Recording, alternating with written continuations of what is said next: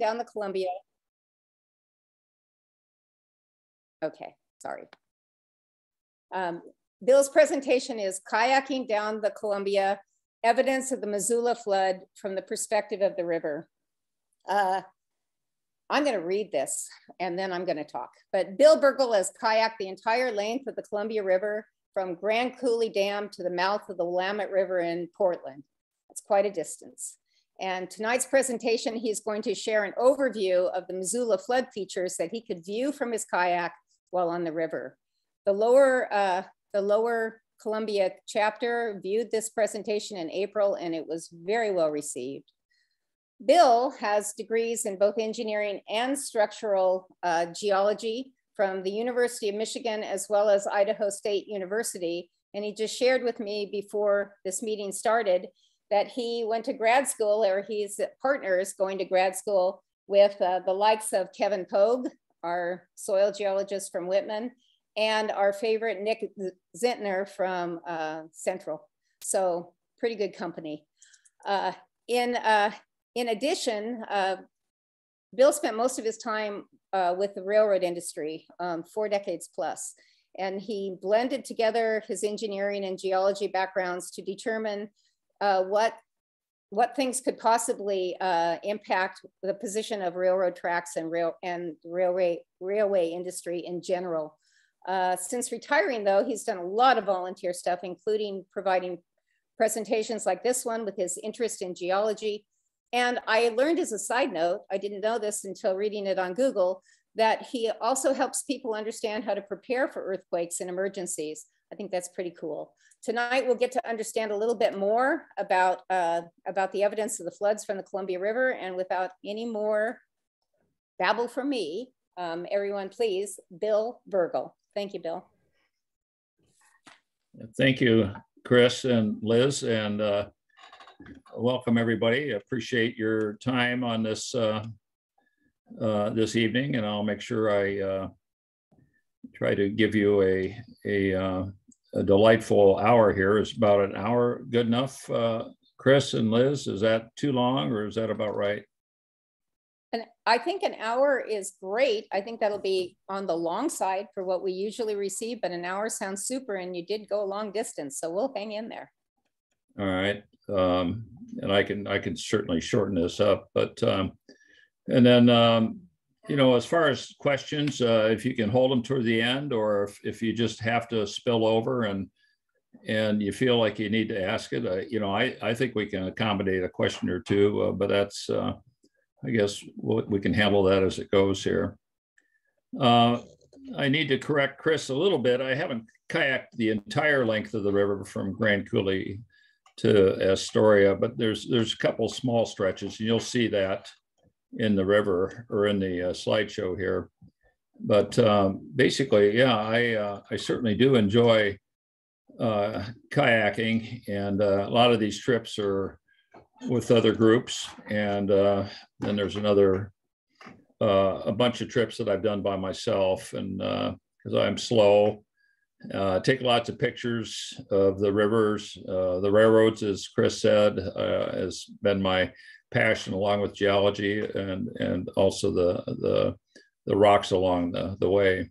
I usually start my little talks with a quiz, and then for this audience, I have two questions. One is, why were the Missoula floods responsible for Oregon becoming a state so much sooner than all the other Western states outside of California, which had the gold rush? But the Missoula flood had a principal factor, was a key factor in why we became a state, Oregon.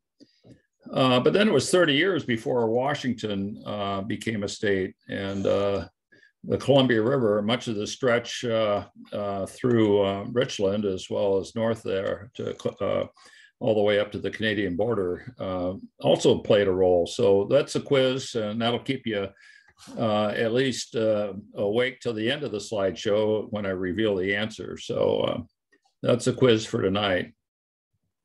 These are the stretches, and the different colors just signify different expeditions I've been on, so to speak. each one of those different colors is, usually about a 4 to 5 day kayak trip, camping along the river type thing.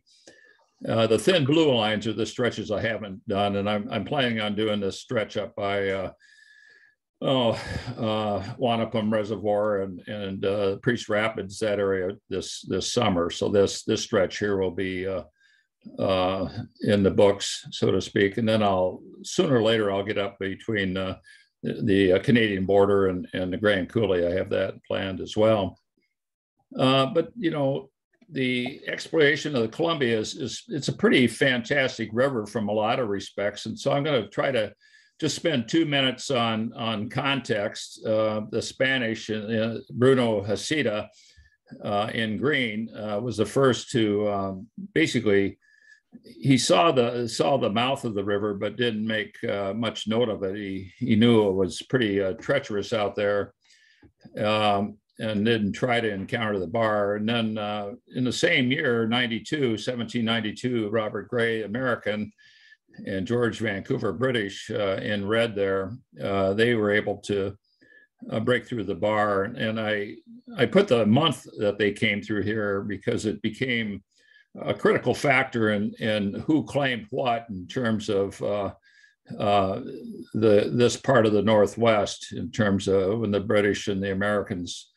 America just became a country in 1783. So it's all fairly raw material that was up here in the Pacific Northwest.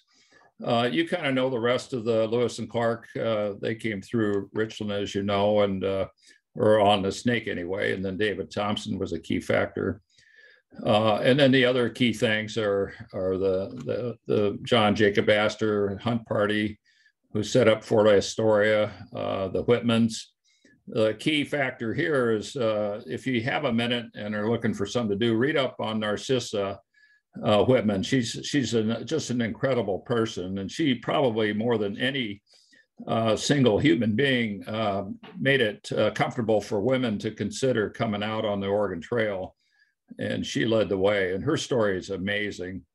Nick Zentner's talked about Thomas Simmons, and he was the one who first did a navigability survey along the whole Columbia. And I have David Thompson and Simmons underlined, and I'll talk a little bit more about them in a minute. In 92 and then again in 1918, there was a couple efforts at considering a dam on the Grand Coulee. And then the real surveys came in 24. So that's just a short history of the Columbia. David Thompson really was the miracle man of the early 19th century. He came down, and his surveys were so accurate that they surveyed his work. This is about 10 years ago, using GPS, and some of his monuments were within 5 inches of where they were, and in that time frame, continental drift could take care of that 5 inches. So his work was just compelling, and he went down the whole Columbia River. And the other key factor was Thomas Simmons, who, in the blue line you see the Columbia, but in the orange line is your Lake Lewis, and he scouted that out in '82. But all that work is formed the basis for our understanding of the Columbia. A lot of this material comes from this field guide, which I encourage you all to get if you haven't already. But Jim O'Connor and Richard Wade and Brian Atwater did a significant article about the upper Grand Coulee area, and in it, Jim O'Connor with others, Ray Wells, and they did something called the Arc versus the River. That talks a lot about the Columbia down primarily in the gorge area, but this is well worth obtaining just for those 2 articles. This comes right from that the Arc versus River section that Jim O'Connor and others co-authored. But he talks about the fact that Columbia was again, I'll read, a continental scale river that transects an active volcanic arc. It's very rare.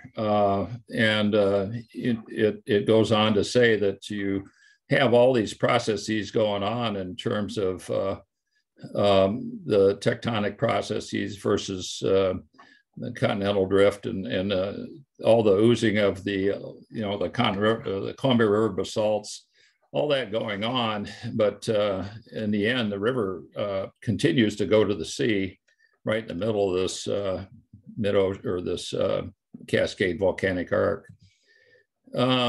Picture of Nick talking recently on his Northwest Canyon talk about a month ago, and he shows pretty dramatically the impacts of the 16 million year old Columbia River basalt when it shoves the Columbia River to the basically shoves it away. It shoves it to the country rock that's north of here, north of Grand Coulee, north of Northrop Canyon.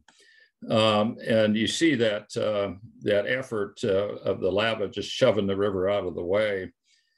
Here's a sketch from Steve Rydell's where again the Columbia River got shoved to the northern edge of this whole Columbia River basaltic basin here in this area. But that because I went to school in Pocatello, which is in this corner of the map here, is where Pocatello is located. That's the same phenomena happened on the Snake River Plain, where the light orange tint is basically the Snake River Plain, which you can see the old craters of the Yellowstone hotspot moving up through there.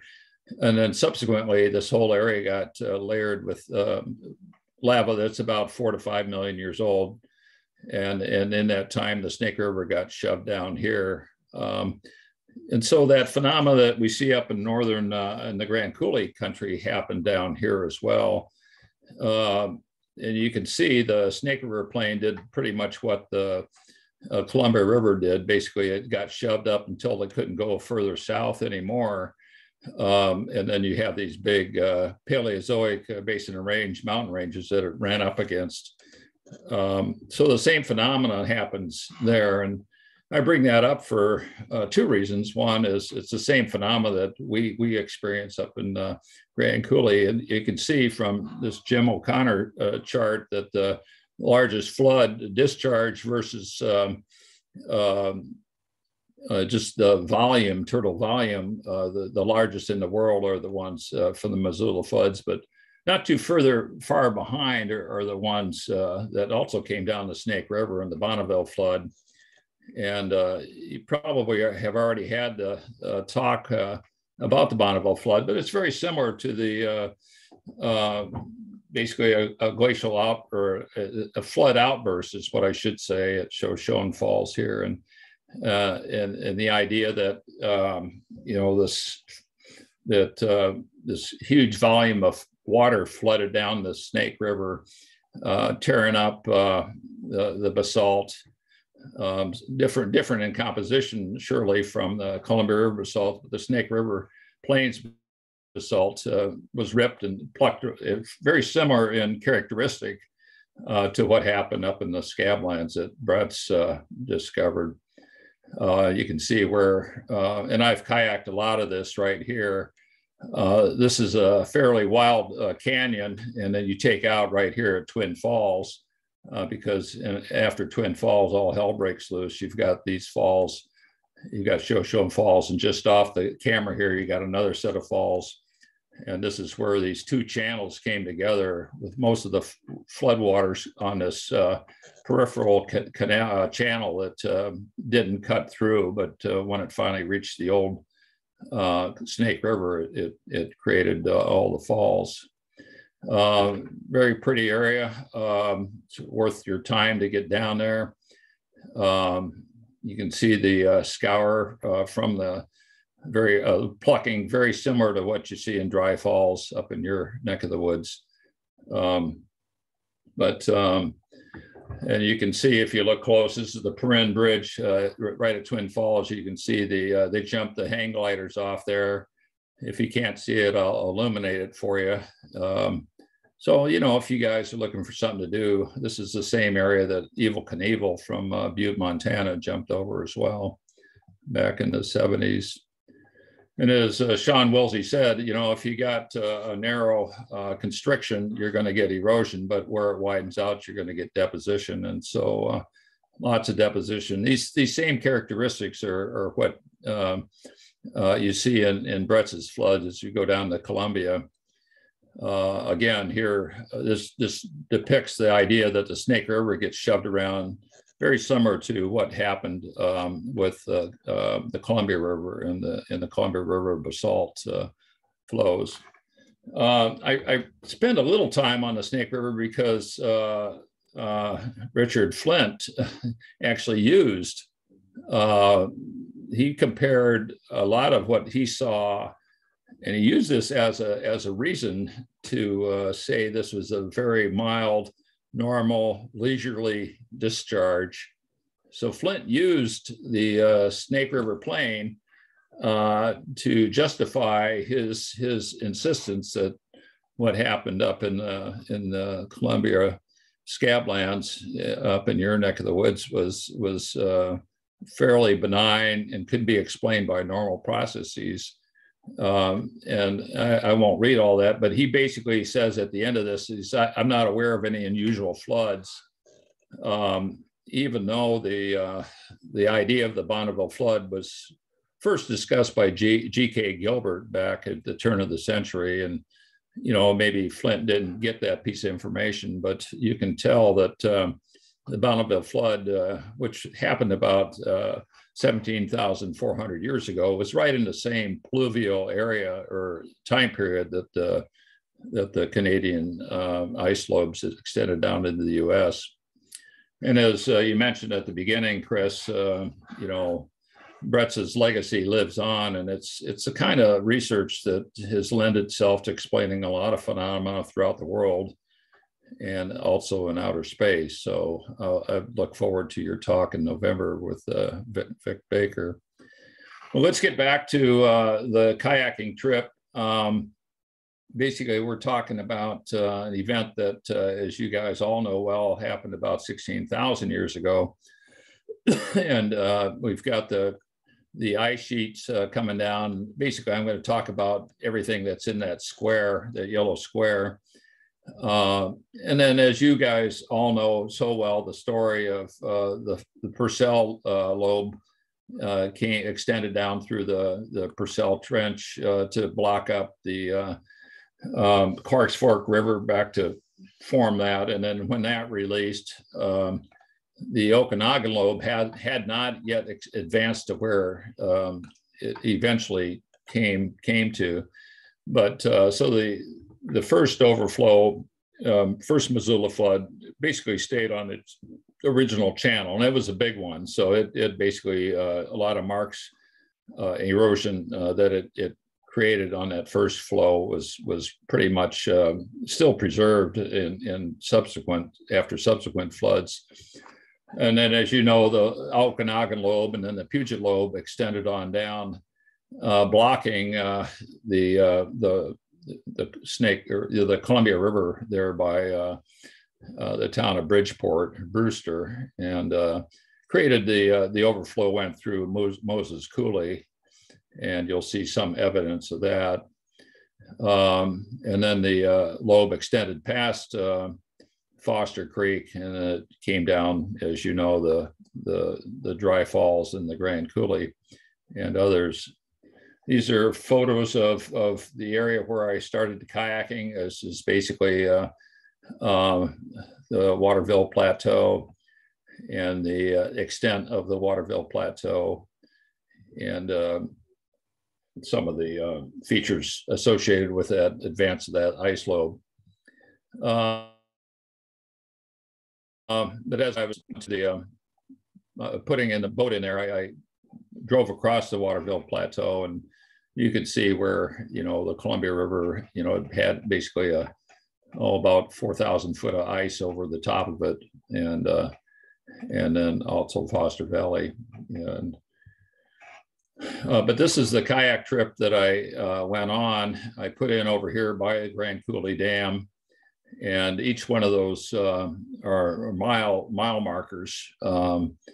Here's basically the highway map. I put in here by just downstream from the Grand Coulee Dam, and you can see there's limited highway access through here. There's up in the Nespelem Indian Reservation, the Colville Reservation was up through there, but as far as easy access, I used Highway 174 to get to and from to put in. You know, I was telling Chris, my wife relegated me to quarantine after I went to see my son back in the middle of COVID 2020. And so I did this trip by myself. Started up at Grand Coulee. I looked around for a put in there, and I finally found one. The first thing I do on these trips is I leave a bicycle at the takeout, and this is down by Chief Joseph Dam, and then I drove to the put in. It's about 4 or 5 miles south, or be northwest of Grand Coulee Dam, where you can put in. There's a remnant of the Nespelem Terrace, which is part of what the lake bed that was formed by the damming of the Colorado or the Columbia River by the Okanagan lobe. And this is a sketch from Irwin in '38 when they were doing the survey for the Grand Coulee Dam. And, you know, a lot of the geology was pretty accurate in terms of what they saw, and then the fact that this was scoured out by the Okanagan lobe, and then backfilled by some of the the remnants of the glacial till that got deposited after the lobe retreated, and then subsequent floods, you know, glacial outbursts from the Missoula floods through here as well. But going to the put-in, I mean, there's all these big boulder trains that you see, and you'll see a lot of these the first 50 miles of this roadless area. But these were on the put-in, and you know, I'm open to the audience here. I'm pretty sure you guys got good ideas on the source of these boulder bars, as I call them. But these are huge rocks. They're 3 to 5 meters in diameter. I mean, they were big. They seem to be all from the entablature, and are well rounded. So anyway, I'm open to discussion on that. Here's a Google Earth shot of some of these boulder bars going to the put in there. And this is my boat and my gear for 2 days out on the road here. But it turned out to be a beautiful day. It was 100 degrees for the 3 days in September that I went on. There's another boulder bar. I'm on the road now, or on the river, and headed down another boulder bar. So you see a lot of these things, and they're, again, all bunched in one area. You know, it has, I'd say, little, if anything, to do with the Columbia River, because the reservoir is fairly recent. And you can see they all kind of congregate in this one area just below a drainage that flows into the Columbia. Lake bed sediments that were pretty ubiquitous along the whole stretch of the river. So you basically can't get up close to them. You can see they're varved sediments, a couple 100 feet high through there. And then as you go down, you see the contact between the overlying Columbia River basalt, flood basalts, and the Cretaceous tertiary rocks that pre-existed the flood basalts. Used to be a rapid here back before the area was dammed. It's probably, this is what caused the rapid right in this area, equilibrium rapids. This whole thing slid down in there. More boulder bars as you zip on down the river. I've got a little bit of current with me, so it's not too bad. I'm averaging about 4.5 miles an hour in the kayak. And this reservoir was created in the mid 50s when they dammed up the Columbia there at Chief Joseph Dam, which was originally called Foster Creek Dam. And then they raised it some more. So this is a fairly recent strand line, you know, and there's not a lot of camping to be had. And that was a little bit of at first it was a worry. And then I figured, well, I'll figure out where to camp eventually when it gets to the time where I needed camp. But you know, I wasn't seeing any big sandy beaches like I'm used to on an established reservoir. So this is fairly new. A lot of fish farms along there, 4 or 5 of them, and you know, they take advantage of the flushing. This is a run of the river reservoir. This is kind of where I was going to set up and have lunch the first day, but this guy, he was about as curious about me as I was of him. And right after I took this photo, he wandered off into the trees there. So that's the last I saw of him. Some more of the fine-grained lake bed sediments as you kayak along. You can see the terrace formed by the glacial, basically a lake deposit. It would be my guess. So I'm down about where the star is now. I'm again, you know, moving along pretty good. Here's a section of this course lane. I blow it up a little bit, but you got some unsorted glacial till or flood basalts, Missoula flood sediments intermixed up there. So a lot of, I would propose master's thesis potentials along here to take a hard look. There wasn't too much in the way of geologic surveys that I could find along here. So I'm just piecing together work of others from up just in the region, so to speak. Some large, you know, I'd say glacial carried floats, drop stones that sit on the side there. Here's some of this fine grain stuff with some drop stones in it. And you can see the impact below and then the filling above of these boulders that drop from the overlying glacial lobe, or as it dropped through there. Another close-up of the varves as you head down. Another drop stone that's pretty good size up in there. So you see a lot of that zipping down on the river. Yeah, and I had no wind, which was fortunate. I really did enjoy the trip down. As you can see, it's a very beautiful piece of water. Not too many folks out there as I was walking along. Yeah, is that a question? But more of the float that came down from the overlying Columbia basalt. Some more of these haystacks that sit along the river's edge. And I'm way over on the far side of the picture here as I boat along here. Former rapid here at one time.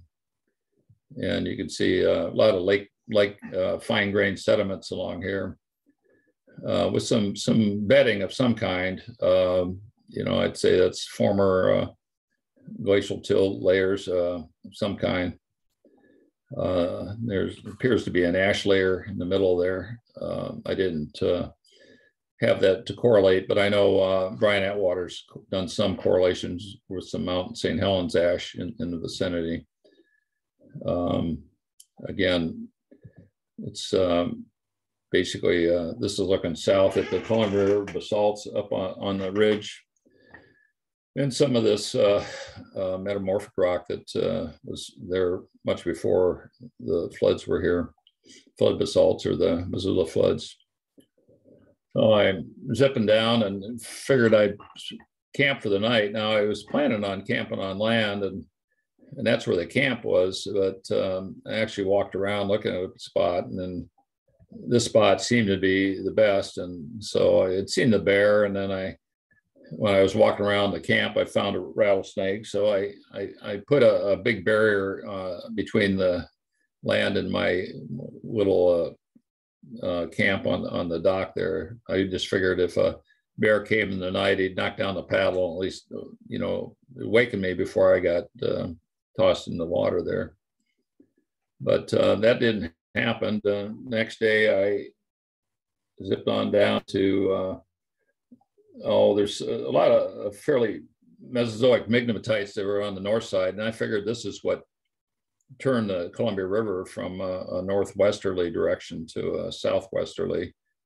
And here's some fairly fluid lahar type fine grained sediments that were deposited over the lake bed. And then some of that migmatite that's on the north bank. And this is one settlement as you come into, coming back into Bridgeport and Chief Joseph Dam. This is a place where people put in at Brandt's Landing. And then soon after I got to Chief Joseph Dam. And this is about, again, where the lobe was located. And this is the end of my first 2 days. I did have a little current the first day, and so I averaged pretty good the first day, time-wise, speed-wise. Second day was a lot slower, but I got out here about noon and just left my kayak here, and then got on my bike and biked back to the car and got my car. But you know, this is Chief Joseph Dam. It's a pretty good size dam in terms of second in the nation in terms of hydropower output. Again, this is the Grand Coulee Dam didn't have a fish ladder, and they used the rationale that they didn't need to put a fish ladder here either. So this is the going from Astoria all the way up to the Columbia. This is the first place where there's no fish ladder associated with the dam. The next dam down, Wells Dam, has a fish ladder. But this is the first major structure across Columbia that would have to, you need to put a fish ladder in here. And like I said, it's another 700 miles to the source of the river. So a good, the total river is about 1,300 feet. So it's almost half the river is not accessible by adromenous fish. I throw this sketch in there. This is my makeup of where the, at the time of the cutting of the Moses Coulee, you can see Foster Creek's down here, and the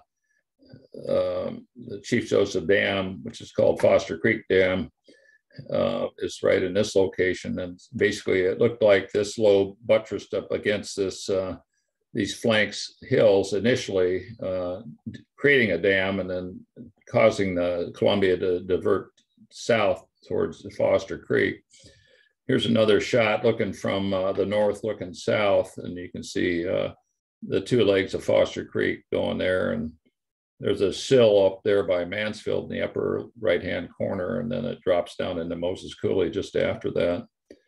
And then the bicycle on 174 is over on East Foster Creek, and you climb that up to about to the near the top is where it breaks into the Moses Coulee at that point there. So and this is on top now, on top of the Waterville Plateau, or right in the middle of Foster Creek, and you have these lake bed sediments that were probably associated when the full lobe was there. And then coming back to camp, I was in the car by now, so I was able to take some time and take some photos of the trip. coming back. So I stayed the second night over here at Bridgeport, and then the next morning went on down to Pateros.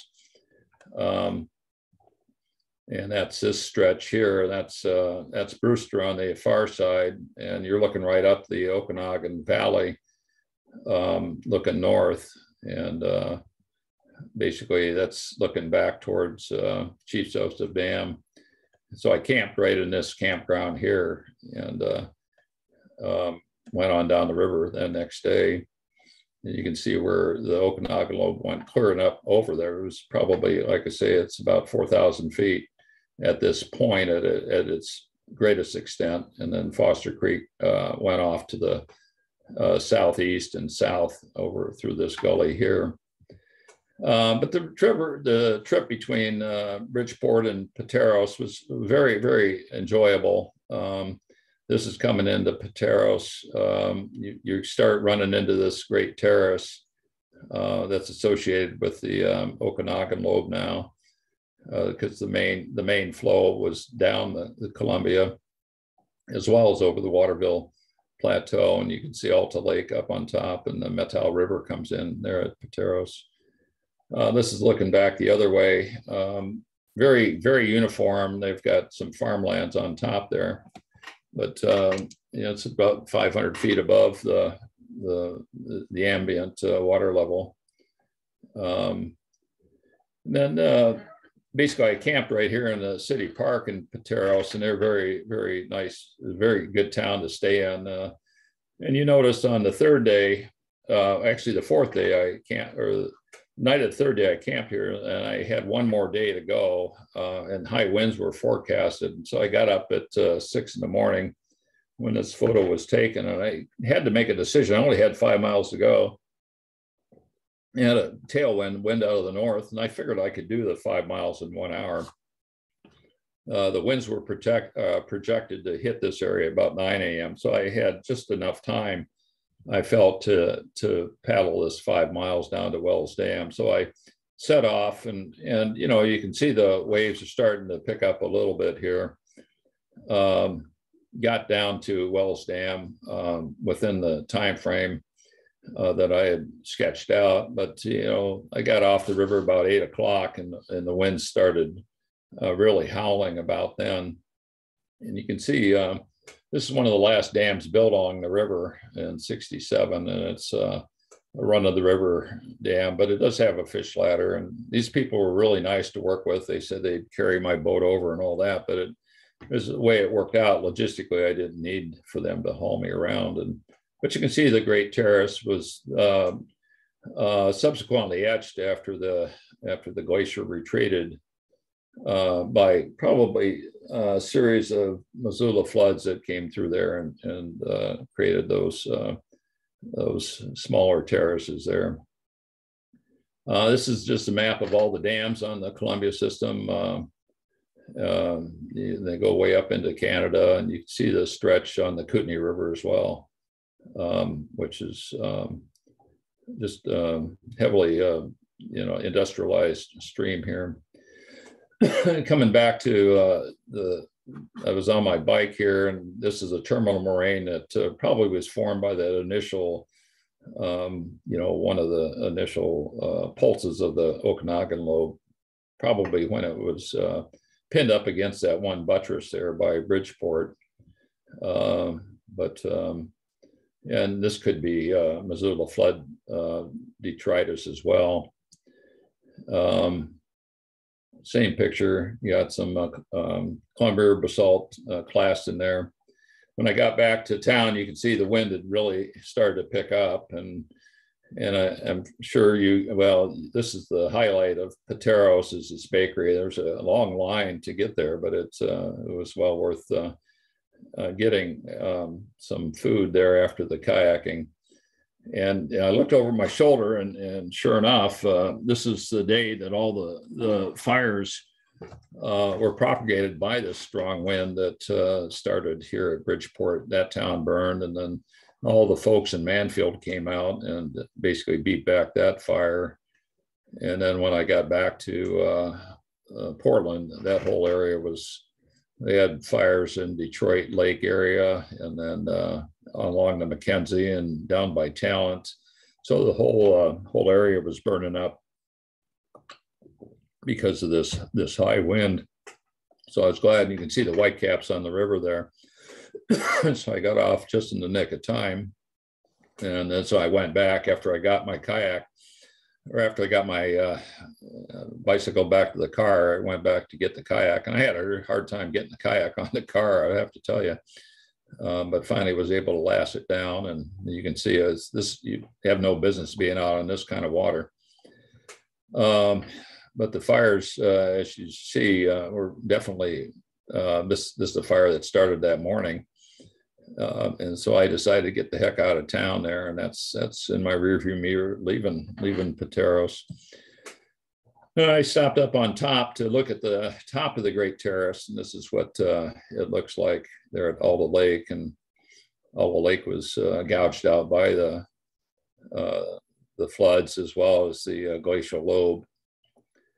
And that was it for 2020. And then I came back a year later with a group of friends, and we decided to go where that lavender line is from Pateros, Wells Dam down to Wenatchee, another 60 miles or so. And so off we went. Again, you can't help, I mean, this is a single factor of the whole area is this terrace. It's just huge. And very, very much dominates the landscape and through here. But the kayaking was great. We had a real strong current going downstream due to the release of the Wells Dam, so we were moving real fast. You can see where all this material is sorted by the Columbia over on the left here, the boulders.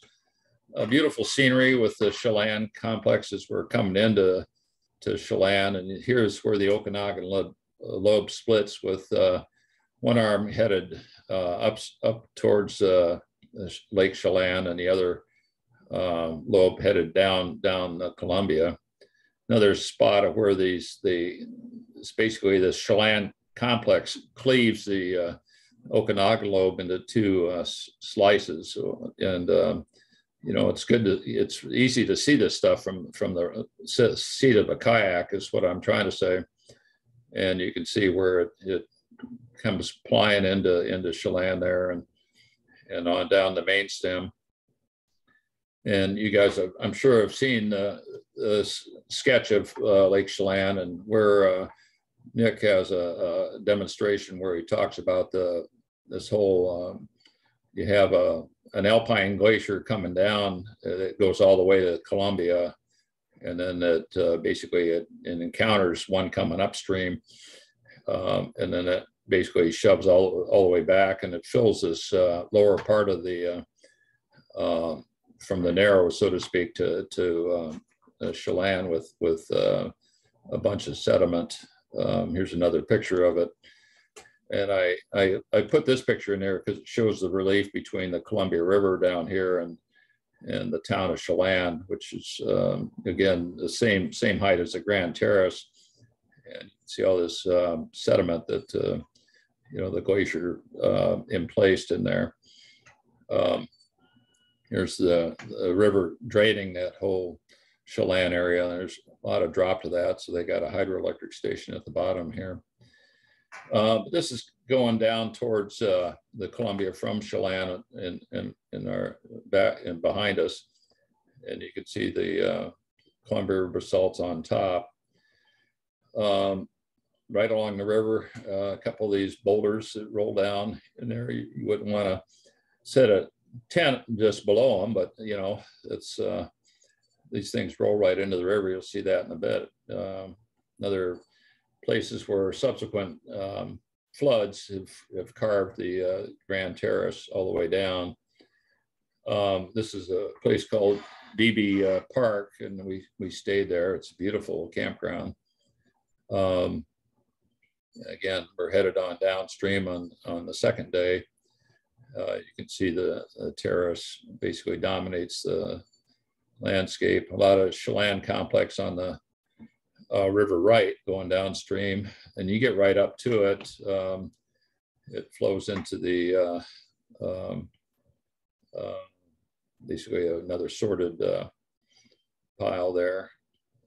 And you get down to a place, Earthquake Point, where you can see it quite clearly on the river. It's hard to see from the road, but this all broke loose here in 1872 and blocked the entire, here's some of the upset from the earthquake that it blocked the entire Columbia momentarily, a place called Ribbon Cliff, which you can see pretty well from a kayak. We camped just below that and had no earthquakes that night. But walking around Daroga, I'd recommend if you're looking for Missoula flood, but basically it has a lot of history here from the flood. And this basically paraphrases the way it looks. So you got this wide plain here where the water's getting forced into this narrow constriction here. So it swirls around and creates an eddy and drops its load. So this is towns that are built up on these these deposits. This is very similar to what's happened down at Rowena Crest down by Lyle in the gorge, but same kind of phenomenon. You can see this gravel bar that was created by the flood, which people built their cabins on. This is some of the tonalite that's just south of the Chelan complex, and as you're getting into the town of Entian, I probably didn't say that right, but here's one of those clasts that rolls down. It's probably either associated with a landslide or an earthquake that rolled this piece of entablature down, rounded. We're getting to Turtle Island, which was, it's a block of the Swakeen biotite gneiss, which is close up of the rock. You get right up to it. That forms the island. So it predated the flood, because the flood on the tail end, the downstream end of the biotite gneiss, it had quite a bit of Missoula flood sediments. This is coming into Wenatchee, and again, this material gets sorted pretty well as you're getting into Missoula. Excuse me, not Missoula, Wenatchee. And this is a view as we stayed the night just upstream from, there at Rocky Reach Dam and a place called Lincoln, and camped there. And you guys know all about the erratics that are up in this valley, so I won't go into that. But then that was pretty much the end of the trip. So we drove home along the Highway 28 towards Rock Island. And as Chris said earlier, I'm an old time railroader, so I keep track of this stuff and where these trains are and where they have to go. And I know that this train, and not too far from here, has to go through Quincy. So it's got to climb over 1,000 feet from this point on. And, that takes a long time to get up at 2% grade to get up. That takes about 10 miles to go up there. And Quincy, by the crow flies, is probably only about 5 miles away, but it's a long way by a railroad. This along 28, you guys probably have seen that. I'll zip through this pretty quick. But drainage channels from the area. Moses Coulee coming in at Rock Island Dam. Pictures of Rock Island Dam along there. That the dam must be buttressed on the Missoula flood deposit, so it's pretty sure it probably leaks a little bit. These folks weren't too nice to deal with in terms of getting around their dam. They said, "No, we aren't going to help you, and you pretty much are on your own." And there's about 25 miles of river that you miss if you take their suggestion, which that's a lot of river to miss. Another strand line, and then, as you guys know, the floodwaters, when they hit if all the Columbia River is routed through Moses Coulee, then the river actually, when it re-entered the main channel of the Columbia, it flowed upstream for a ways as well. So you have some backwater there. Pictures of West Bar, which I'm sure you've seen plenty of. And then, you know, an air photo of that West Bar area.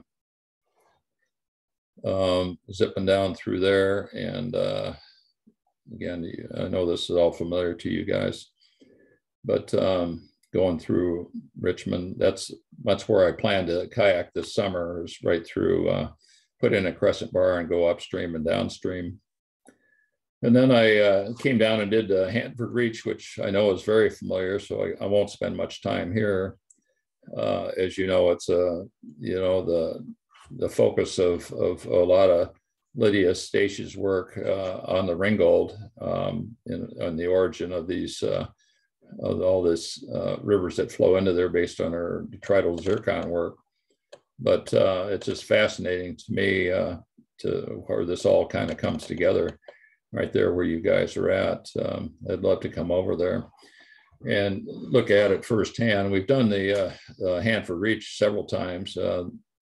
These are some of the, basically the deposits or the bars from the flood. And some of the Ringgold Formation you get up right close to. It's very, very, you look at that and you say, well, that's not a good place to camp for the night, and it isn't. So, you know, you end up, what we ended up doing, looking for one of these landslides. Now, these landslides are fairly new phenomena because they didn't have them before the, you know, after the Coulee Dam was built, and all the water, the so-called return water coming back, would precipitate these landslides through here. So we had to find a landslide to camp on. So that was very worthwhile. Downstream from these landslide areas, it cobbled up, and then there's also places where it's extremely soft. But as you get close to Richland, there's not a lot of places to camp there. And so we thought about camping at the Hampton Inn there at Richland, but we ended up shooting on and going on to Scappoose State Park there on the Snake. So this is us zipping through your downtown and going up the Snake River to the campground up there at the confluence. Next day we went on downstream towards, you guys are familiar with all the ribnites in that area. But we went down, we picked a day where it was absolutely beautiful in Wallua Gap and no wind. And this, I was very worried about being able to kayak through there, but you know, we ended up again having a bit of a fouling wind, and we were able to get through there pretty well. And the features that, you know, you saw from up on top is, I mean, it's pretty amazing down at river level too. But again, you got to be pretty careful about what day you pick, so you don't want to get out there and get stranded because of the wind. This is downstream, getting close to the end of my talk, but we're getting closer to Portland now. And this is down by Miller Island. You can see that striations that, you know, in this columnar basalt, but you can see there's a secondary pattern in there. And Nick's talked about that too. And I'm not sure that anybody quite understands that. So if anybody has an opinion on that, I'd love to hear it. But Miller Island's down there by where the Deschutes comes into the Columbia. And you can see the Missoula floods were, you know, about 1,100 feet high. Not much lower here as they were through Wallua Gap. This is all Glacial Lake Condon, which really is a ponding of water because the water couldn't get through Rowena Crest, as you know. And about where those arrows follow is also the route of the Oregon Trail. Did the same thing. This is the only place where it dipped down to follow the Columbia for just a few short miles. And as you can see, there's Salio Falls, and this bridge was built in the railroad bridges built in 1912, and you can see it circled in the picture to the right where the falls are, and back in the corner is a picture of one of the approaches for the bridge. but right under where the river, where the railroad bridges is where the falls are, about where my kayak is now. Good shot of Fairbanks Gap from the river level, and I'm sure you guys know the history of that, but it's pretty amazing up close to see that how this flows through there, and basically the red line is the Oregon Trail where they went through up and through there, and the flood waters coalesced right through here. That's a spot from Avery. I've got a spot from the kayak as well, but you can see looking up there. There's also a crustal fault that goes right through. They're called the Laurel Fault that creates a weakness in that area as well. And you've seen this photo in terms of the water levels going through the gorge, and then we're back over here in this area here where it's about 1,100 feet high. Deposits of gravel as you go along. You can certainly see where it's scoured out quite a bit. It's approaching Horse Thief, basically the lake of Horse Thief, I can't say that. Some calks up on top of that over by the Dells. And this is the guy who gives the tours for the Friends of the Gorge. His name's Jim Chase. Pretty neat guy. He's not a geologist, but his theories, he's done a pretty good job of absorbing all the current theories about what's going on where, and so he's fun to lead a tour. So he's Friends of the Gorge bought this piece of property just to be on the north side of the river, just east of the Dalles. And this is one of the spectacular pieces of ground that I think Bruce Bjornstad talks a lot about, this pattern ground. It's just where the Missoula flood plucked all that stuff off of the underlying more competent Conver basalt layer. Picture Lloyd McKay, who runs the Ice Age Flood Institute in the Dalles, and he's pointing out the Ortley thrust there, which is you can see from the kayak as well. Rowena Crest, and this is from the other side, looking at that, where you can see it sticks out and creates this huge flood deposits that creates the town of Lisle, and right up that valley, there's a bunch of Missoula flood deposits that Lloyd showed us one day when we were up there. Then a shot of the Mosher Syncline from the river level, and you can see the strand line, where the flood stripped all the soil below that line, and consequently there's not much vegetation below where the flood line was.